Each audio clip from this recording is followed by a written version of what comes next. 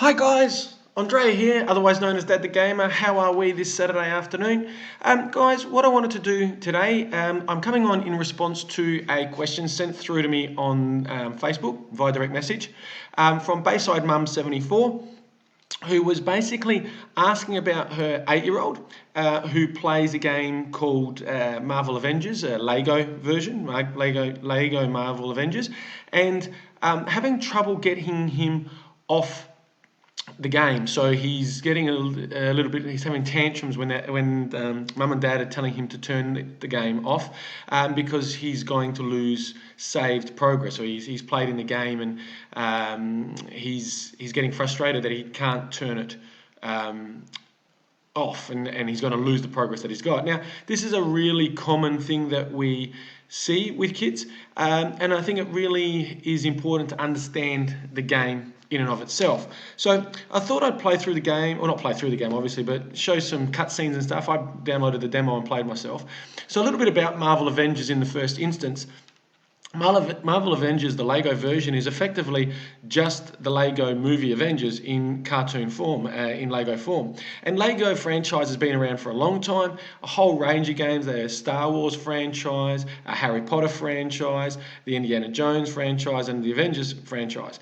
And in effect, it's literally the movie franchises in Lego form. So you're playing the story, you unlock different characters, you collect Lego pieces. So if when you effectively eliminate or heaven forbid kill a character, an opposition character, it just ends up in Lego. There's no blood or guts. Now I know a lot of people worry about the violent nature of the game, but I mean I always draw the comparison between us watching Wile E. Coyote getting cleaned up by the Roadrunner, or Elmer Fudd shooting Daffy Duck in the face. I mean, it's stylized violence, and it's in my mind, it's not that bad. Obviously, if you do think it or don't want your child to be exposed to any violence, then this is probably not a game for you. So yeah, in effect, it's a great little game. You can play as all the characters as you go, and the different characters unlock different elements to the game. There's a lot of puzzles in the game, so only certain characters can play or perform certain moves and unlock certain challenges. So it does get the grey matter thinking. It's not just running around shooting and killing people. There are some puzzles and stuff to sort out. Now, so it's a big game that I would recommend. It's a franchise. If you've got a couple of kids who fight over the controllers, it's 2-player as well, so it allows them to play together, and it is on both Xbox and PlayStation. So again, it covers a few consoles. Now, in answer to Bayside Mum's question, the one thing about this game is there's two parts of the game. So there is free play, where you effectively just wander around into different maps and different levels, and that is easy enough to save the game. Okay, so what happens is you bring up the menu, which you'll see in a second, and it'll give you the option to save the game, and that's really simple and easy to do. So if you tell your child to turn it off, well, just save the game. The more difficult part of the game is the missions, okay? So the game is effectively, once you start a mission, the mission you can't save within. So a mission may go for 10 minutes, it may go for 15 minutes, it may only go for 5 minutes. And within that mission, there are checkpoints. So when you hit the checkpoint, the game automatically saves, which is fantastic. The problem lies in if a child makes progress halfway from one checkpoint to the next, and he or she has to turn it off. Okay, they lose that progress that they've made, and that's likely where Master 8 is giving you the biggest pushback, Bayside Mum. He's getting halfway between the checkpoints and he's blowing up because he's not actually able to save that progress. So my advice is it's twofold.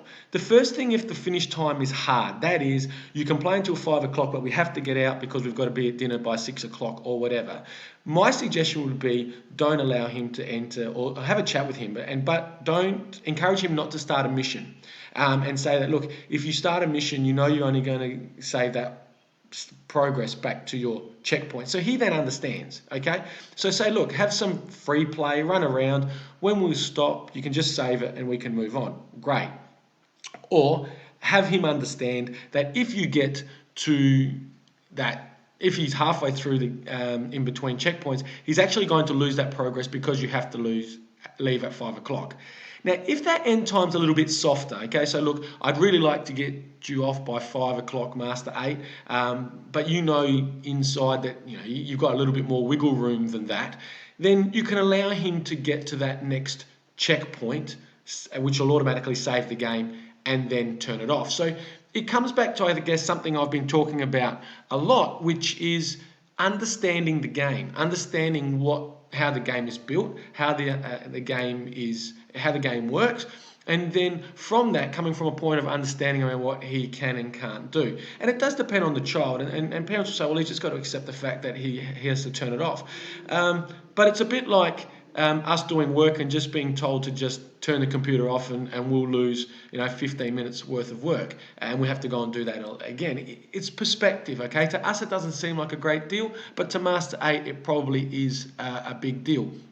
So my suggestion, just in that nutshell, Bayside Mum, is if the time limit that he has to finish, that time of completion is hard, that you have to finish by a certain time, either explain to him that if he does start a mission, he's going to probably lose some progress, and that's an understandable part of finishing the game at that point, or just play some free time so he can save at any point and he's not going to lose progress.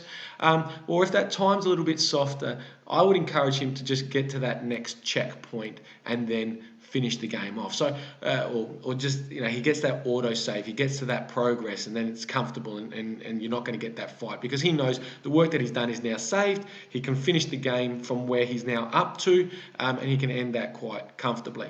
So I hope that's killed the two birds with one stone. I hope it's given you guys a little bit of insight into the Marvel franchise and the Lego franchise. As I said, it's a fantastic little franchise and something that I would really recommend. It's good to play, fun to play, but it's two-player, and it actually gets the grey matter working. But on the other side, Bayside Mum, I hope you got what you needed as far as a little bit of advice. And as always, I'm really keen to get your feedback on that, see how it works. My suggestion is play the game with him, understand how the game works, and then come to him from a similar level, not top down, that hierarchical stuff. I've kind of run around it and talk about it a bit, but I always use the analogy that if someone's kind of telling you what to do around something that they know you don't know anything about, it doesn't quite work. I kind of say it's like I've had bosses before that have no idea what I do for work or what my job is or what it entails, telling me how to do it, and it annoys me. In a similar vein, and kids can kind of see that this is the same, where you don't understand what's happening in the game, and you're just telling them what to do. And I'm sure part of it is you don't get it, you don't understand, Mum, you don't know what I'm doing, I'm going to lose all this stuff, etc., etc. It's very common, but if it's coming from a place of understanding, I think you'll have a heap more success. So I hope that helps, guys. I'm going to check out.